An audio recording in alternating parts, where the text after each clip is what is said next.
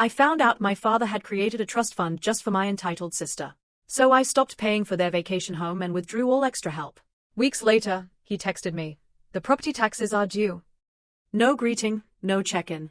I calmly responded. Spending years pouring your heart and your hard-earned money into your family, only to discover your own father had secretly set up a massive trust fund for your sister, while telling you there was never enough.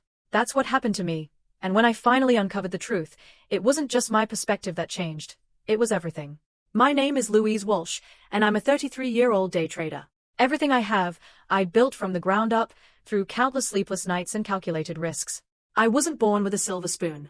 For 5 years, I'd been the family's silent ATM, paying the property taxes on my parents' vacation home, covering my younger sister Megan's car payments, even funding family vacations. I genuinely believed I was giving back to the people who raised me. Or, at least, that's what I told myself. Then came that Sunday dinner. What started as a casual meal turned into an ambush. My dad, his face red with anger, paced their vacation home living room. "How could you be so selfish?" he shouted, after I'd mildly questioned the latest property tax bill. "Your sister needs that money for her new business venture. You have more than enough." I just stood there, stunned, the property tax bill still clutched in my hand. He actually expected me to pay it, even now. "Dad," I finally managed, my voice steadier than I felt, "I've been paying for everything for years. The property taxes, Megan's business trips, Mom's medical bills that insurance didn't cover. I've never asked for anything in return, but I can't keep doing this forever." My mom sat on the couch, her eyes glued to her hands. She wouldn't look at me, and that hurt more than my father shouting. "We gave you everything growing up," he roared, completely ignoring my words. "And now that we need you, you're abandoning us, while your sister is trying to make something of herself." That's when I saw it. An envelope on the coffee table, half hidden under a magazine. The words Trust Fund and Megan Walsh in bold letters jumped out at me. My stomach dropped. Before my father could even react, I reached for it. "Louise, that's private," he snapped. But it was too late. My hands trembled as I scanned the document. The truth, in cold, legal language, hit me like a physical blow. My father had created a substantial trust fund for Megan. Only Megan. The same father who'd told me for years there wasn't enough money for my college tuition, forcing me to work multiple jobs. The same father who expected me to bankroll their luxury lifestyle, while secretly setting my sister up for life. "When were you going to tell me about this?" I whispered, a chilling clarity washing over me. My entire life suddenly made sense. The favoritism, the different expectations, the constant demands disguised as family obligation. I knew, in that exact moment, that everything was about to change. My father snatched the document from my hands, but the damage was done. The numbers were seared into my memory. $350,000, set aside for Megan, with promises of future contributions. All while I'd been told repeatedly that family finances were tight. "You weren't supposed to see that," he muttered, stuffing the paper back into the envelope. "Clearly," I replied, my voice hollow. "I guess that explains why you never helped with my student loans." The pattern had always been there, clear as day. Megan got dance lessons. I was told to focus on academics. She received a car for her 16th birthday. I took the bus until I saved enough for a used Honda. When college came around, Megan went to a private university with family support, while I pieced together scholarships and worked 30 hours a week at a coffee shop. I'd always tried to rationalize it, changing financial circumstances, different parenting approaches. But now, it was undeniable. My parents simply valued Megan more. "Sweetheart," my mother finally spoke, her voice gentle in that placating way I now recognized as pure manipulation. "Your sister needs more help than you do. You've always been so independent, so capable. We're proud of how well you've done on your own." The twisted logic took my breath away. I was being punished for my success, while Megan was rewarded for her dependence. "All those times I asked for help," I said slowly, memories flooding back. "When I was working 2 jobs in college, barely sleeping. When my car broke down and I couldn't afford repairs. When I needed a security deposit for my first apartment. You said you couldn't help. But the money was there. It was just earmarked for Megan." Dad shifted uncomfortably. "Investment decisions aren't that simple, Louise. We had to think about the future." "Just not my future," I shot back. I thought about all the payments I'd made. The property taxes on this very vacation home, $8,700 annually, for 5 straight years. Plus $12,000 for roof repairs last summer. All while they were secretly building a nest egg for my sister. "The taxes are due next month," Dad said, abruptly changing the subject, sliding the bill across the table. "And the homeowners association increased their fees again." I stared at him, incredulous. After what I'd just discovered, he still expected me to pay. The audacity was breathtaking. Something inside me snapped. A fundamental recalibration. I'd been played for a fool. But that ended today. I'll take care of it, I said quietly, picking up the bill. My father visibly relaxed, completely missing the steel in my eyes. The drive back to my downtown Salt City apartment was a blur. The snow-capped mountains that usually brought me peace now seemed to loom accusingly. I'd been such a fool. Once home, I ignored my ringing phone, undoubtedly my father, making sure I wouldn't renege on the tax bill. With trembling fingers, I pulled out my laptop and opened a folder I'd meticulously maintained for years but never thought I'd need: financial contributions, family. The spreadsheet that appeared represented thousands of dollars I'd poured into my family's needs: 5 years of property tax payments, $43,500 Megan's car payments, when she couldn't afford them, $17,682 medical expenses for mom's knee surgery, not covered by insurance, $8,200 family vacations. Under the guise of gifts, $22,450. The total made me physically ill, $138,100 over 5 years. All while my parents secretly funneled money into a trust fund for my sister. I scrolled through the digital copies of checks, transfer receipts, and text messages thanking me for my generosity. Each one now felt like evidence of my own naivety. My phone pinged. A text from Megan. Dad says you're being difficult about the taxes. Don't be selfish, Louise. I laughed bitterly. Of course she would take their side. Why wouldn't she? She had been the beneficiary of their favoritism her entire life. Another text from my father. We're counting on you for those taxes. Don't let us down. No thank you, no acknowledgement of what I'd already contributed. Just the expectation that I would continue to finance their lifestyle while they built my sister's future. The next morning, I called in sick to my home office and drove to see Joseph Klein, the financial advisor who'd helped me build my investment portfolio. This is quite a list, Joseph said, reviewing my spreadsheet, his eyes widening at the total. And you've never asked for repayment. They are family, I said simply. I wanted to help. Joseph removed his glasses and fixed me with a serious look. Louise, your generosity is admirable, but this is unsustainable. You're hindering your own financial future while enabling dependence. This isn't healthy for any of you. I know that now, I said quietly. I just discovered they've created a substantial trust fund for my sister while letting me shoulder all these expenses. Joseph's expression darkened. That changes things. For the next 2 hours, we developed a plan. I would need documentation, notarized statements of all my contributions, formal receipts, a complete accounting of everything. Joseph recommended his colleague, a forensic accountant named Victor Hernandez. Are you sure you want to go down this road? Joseph asked as our meeting concluded. Family conflicts over money can get ugly fast. I thought about the trust fund document. About years of being told there wasn't enough to help me while Megan received everything. About the property tax bill my father had pushed across the table with the casual expectation that I would handle it. I'm sure, I said, my voice stronger than it had been in days. It's time they understood exactly what I've been contributing all these years. And what happens when that contribution stops. As I left Joseph's office, I felt something I hadn't experienced in years when it came to my family: power. 1 week after discovering the trust fund, I sat in Victor Hernandez's office, surrounded by stacks of papers. The forensic accountant had been methodically organizing my financial contributions to the Walsh family. Your documentation is impressively thorough, Victor noted, sorting through bank statements and receipts. Most people don't keep records this detailed. My day trading background had instilled good record-keeping habits: every transaction, every transfer, every expense, all meticulously tracked and categorized. So, what's the total damage? I asked, steeling myself for the answer. Victor slid a document across his desk.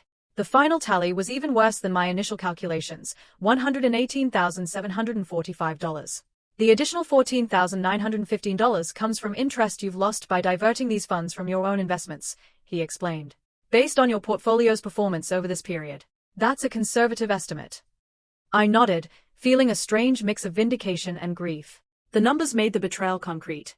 Undeniable. What now? I asked. That depends on what you want, Victor replied. If you're seeking legal restitution, we could build a case, though family financial matters can be complicated without written agreements. If you're simply documenting this for your own closure, or as leverage in family discussions, we can prepare a comprehensive financial statement. The second option, I said. For now. As Victor prepared the documentation, my phone buzzed with texts. Dad, haven't received the tax payment yet. Due date is approaching. Megan, Dad says you're being difficult about money after all they've done for you. Really, Louise? I silenced my phone without responding. Let them wonder. 3 days later, I received a notarized financial statement from Victor's office. The document detailed every cent I'd contributed to my family over the past 5 years, categorized by recipient, purpose, and date. It included a calculation of lost investment opportunity and a statement from Joseph Klein verifying the legitimacy of the analysis. That same evening, I received a call from my mother. "Louise, your father is concerned about the property tax payment," she began, her voice carefully modulated to hide any tension. "The due date is next week." "I know when it's due, Mom." "Well, will you be handling it? You've always been so reliable about these things." The casual assumption in her voice ignited something in me. 5 years of payments without a single thank you. 5 years of giving while they secretly built my sister's nest egg. "Not this time," I said quietly. A long pause. "What do you mean?" "I'm not paying the property taxes anymore. Or any other family expenses." But we're counting on you. The money is already allocated elsewhere." Her voice had a frantic edge now. "To Megan's trust fund, you mean?" The words hung in the air. Another long silence. "Your father told me you saw that, Louise. You have to understand." "I understand perfectly." "Mom," I cut her off. "I understand that I've contributed nearly $120,000 to this family over the past 5 years, while you and Dad have been telling me there wasn't enough money to help with my education or housing. I understand that I've been financing your lifestyle while you've been securing Megan's future." "That's not fair," she protested weakly. "No, it's not," I agreed. "And I'm done with it." I ended the call and turned my phone off completely, knowing the real storm was yet to come. My father wouldn't take this lying down. He'd always seen my financial support as an obligation, not generosity. The next morning, I opened my laptop and made 3 significant changes. First, I canceled the automatic payment for Megan's car. Second, I removed myself as an authorized payer on all family accounts. Third, I transferred $120,000 from my brokerage account to a new, separate investment fund labeled My Future. For the first time in years, I felt unburdened, the weight of constant family financial expectations lifted from my shoulders. The fallout was swift and explosive. By noon, my phone was bombarded with messages. I finally turned it back on during my lunch break, watching notifications flood my screen with a strange detachment. Megan called 7 times before sending a series of increasingly frantic texts. "What the hell, Louise? The bank says my car payment was declined. Are you trying to ruin my credit score? I have plans this weekend. Dad is furious. Fix this now." My father's messages were more direct. "Call me immediately. This is unacceptable behavior. You can't just abandon your responsibilities to this family." I ignored them all and focused on my trading day. The markets were volatile, requiring my full attention. Only after closing my positions did I listen to the single voicemail my mother had left. "Louise, please," her voice trembled. "Your father is beside himself." The property tax notice came with a late fee warning. "Megan can't make her car payment. She'll lose her vehicle. We don't understand why you're doing this. Whatever's upset you, we can talk about it. Please call us back." No recognition of the trust fund issue. No acknowledgement of years of my financial support. Just pressure to resume the status quo. I was composing a measured response when my intercom buzzed. The building security guard's voice came through the speaker. "Miss Walsh, your father is here demanding to see you. He's quite insistent." My stomach tightened. "Tell him I'm not available. He's saying he won't leave until you come down." I sigh. "Then call the police if he refuses to leave." "Very well." 20 minutes later, I received a text from an unknown number. "My cousin Thomas. Just saw Uncle Greg being escorted from your building by security. What's going on? Are you okay?" I hadn't spoken to Thomas in months. I texted back, "I'm fine. Family financial disagreement." His response surprised me. "About time you stood up to them. The way they've treated you versus Megan has been wrong for years." I stared at my phone. I'd always assumed no one else in the family noticed the disparity. The validation from Thomas was unexpected and deeply affirming. My doorbell rang at 7 p.m. I checked the peephole to see Megan standing there, arms crossed, foot tapping impatiently. I opened the door, but blocked the entrance. "What do you want?" "What do I want?" she repeated, incredulously. "I want you to explain why you're suddenly acting like a psycho. My car payment bounced. Dad says you're refusing to pay the taxes on the lake house." "Correct," I said calmly. "Why? What's your problem?" "The problem is that I've contributed almost $120,000 to this family over the last 5 years, while Dad has been secretly funding a trust for you." Megan's expression flickered. First surprise, then guilt, then defensive anger. "That's different," she insisted. "The trust is for my future. I need that security. And I don't." "You've always been the smart one," she said, as if that explained everything. "You've got your fancy trading career. I'm still trying to find my path at 31. Megan, while I pay your car payments and fund family vacations. She flushed. You've never complained before. Because I didn't know I was being manipulated. I didn't know that while I was draining my accounts to help the family, Dad was funneling money into your trust fund. It's not that much money, she mumbled. $350,000 is a significant amount. Her eyes widened. How do you know the exact? I saw the document. A beat of silence passed between us. Then, remarkably, Megan tried a different tack. Her expression softened as she reached for my arm. Look, Louise, I understand you're upset, but we're family. We need your help. Dad says without the tax payment, they might lose the lake house. I stepped back, breaking her contact. That's not my problem anymore. You'd let them lose the vacation home where we spent our summers? How can you be so cold? I looked at my sister, really looked at her, and saw the entitlement that had been cultivated her entire life. She genuinely couldn't comprehend why I would stop financially supporting the family. They have options, I said. They could use some of your trust fund. Megan's face hardened. That's not fair. I smiled sadly. No, Megan. Nothing about this has been fair. I closed the door gently, but firmly, in her face. 2 weeks passed. The property tax deadline came and went. I maintained radio silence with my parents and Megan, focusing instead on my work and my own financial planning. Joseph had helped me restructure my investment portfolio now that I wasn't hemorrhaging money to my family. The difference was substantial. I could significantly increase my retirement contributions and even consider buying a small vacation property of my own. My newfound peace was shattered when I received an email from Uncle Pete, my father's brother. Louise, what's going on with Greg and the lake house? His asking me for a $10,000 loan to cover property taxes and penalties said something about you refusing to help the family anymore. This doesn't sound like you. I sat staring at the screen, a bitter laugh escaping my lips. So, my father was approaching other family members for money rather than touching Megan's sacred trust fund. I carefully composed a reply, attaching a PDF summary of my financial contributions to the family over the past 5 years, along with a brief explanation of the trust fund situation. Uncle Pete's response came within an hour. Holy hell, Louise. I had no idea. No one did. Greg's been telling everyone how. He's struggling to help both his daughters equally. This changes things. The next day, my cousin Thomas called. Louise, there's something you should know, he said, his voice urgent. There's a family meeting happening at your parents' house this weekend. Uncle Greg called it to discuss Louise's abandonment of the family. He's trying to rally everyone against you. My stomach tightened. Thanks for telling me. There's more, Thomas continued. I overheard my dad talking to your father. Apparently, they are planning to guilt you into not just resuming payments, but covering all the late fees and penalties too. They are framing it as you deliberately damaging the family legacy. The audacity was breathtaking. Are you going to this meeting? I asked. Yes, and so are you, Thomas said firmly. You need to set the record straight. I'll back you up. I agreed, though anxiety churned in my stomach.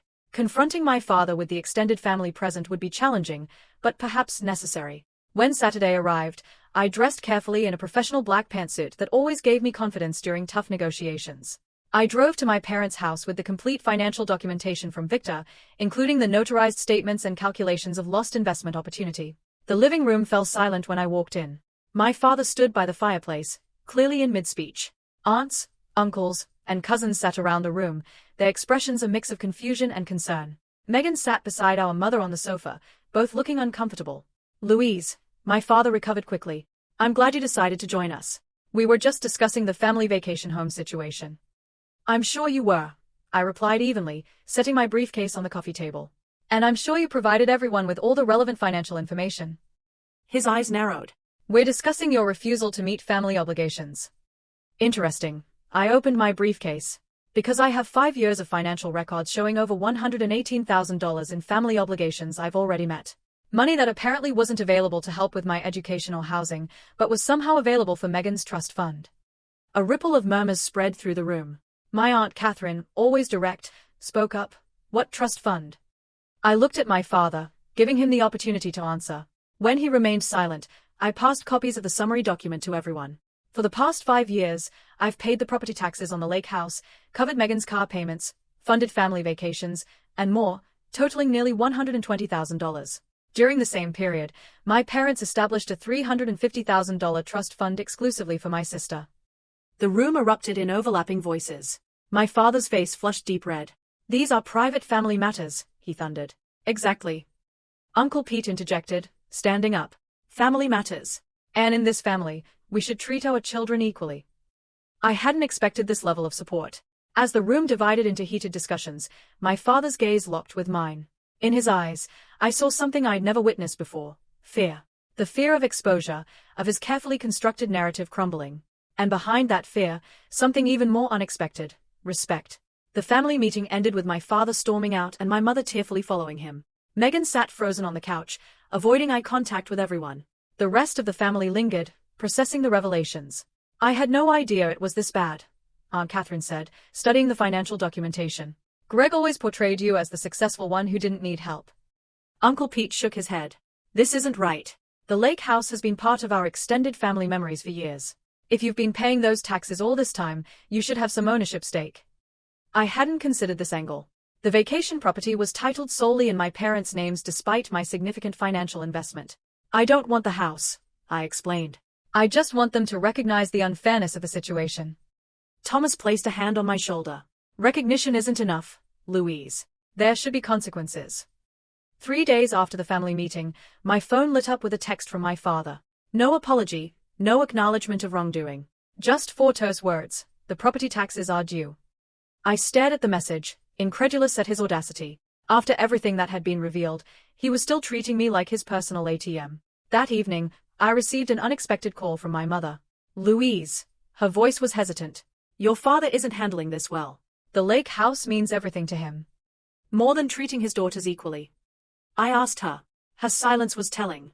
Mom, I've contributed nearly $120,000 to this family. Dad created a $350,000 trust fund for Megan without ever offering me similar support. The disparity is glaring. I know, she admitted quietly. I've always known it wasn't right. But your father makes the financial decisions. I finished for her. I understand. But this is where it stops. The next morning, I texted my father back with a single attachment: a photograph of the complete notarized financial record of my contributions over the past 5 years, with the total circled in red. No accompanying message was necessary. The documentation spoke for itself. An hour after sending the photo, my phone rang. I expected my father's angry voice, but instead heard Megan's. Louise, she sounded shaken. Dad just showed me all the documentation you sent. Is it really that much? Over $118,000. Yes, it is, I confirmed. Every penny documented and verified by a forensic accountant. There was a long pause. I had no idea, she said finally. Dad always told me you were helping a little here and there because you had extra money. He never said you were covering major expenses while he was building my trust fund. Her voice cracked on the last words. For the first time, I heard genuine remorse from my sister. Louise, I don't know what to say. I feel terrible. It's not entirely your fault, I conceded. Dad created the situation. But I benefited from it, she said. And I never questioned it. I just assumed I deserved the help. Another long pause followed. Then Megan surprised me. I'm going to fix this, she declared. It's not right. Before I could ask what she meant, she hung up. The next day, I received formal documentation from my father's attorney. The property taxes on the lake house had been paid in full, along with a legally binding amendment to the ownership. I now owned a 25% stake in the property. Attached was a note from the lawyer explaining that Megan had insisted on using funds from her trust to cover the taxes and legal fees for the ownership transfer. My phone buzzed with a text from my father. This wasn't necessary. Family helps family. I didn't respond. His message revealed that he still didn't understand, or refused to acknowledge, the fundamental unfairness of his actions. Minutes later, another text arrived, this one from my mother. Your father is struggling with this, but I want you to know I'm proud of you for standing up for yourself. I should have done the same years ago. That evening, Megan called again. I've asked Dad to split the trust fund equally between us, she said. He refused at first, but Uncle Pete and Aunt Catherine backed me up. He's meeting with his financial advisor tomorrow to make the arrangements. I felt a weight lifting, not because of the money itself, but because of what it represented. Acknowledgement, fairness, respect. Thank you, Megan, I said sincerely. No, she replied. Thank you for finally making us face the truth. What about you? Have you ever had to stand up to your family about financial unfairness? How would you have handled this situation? Let me know in the comments below. I really want to hear your thoughts.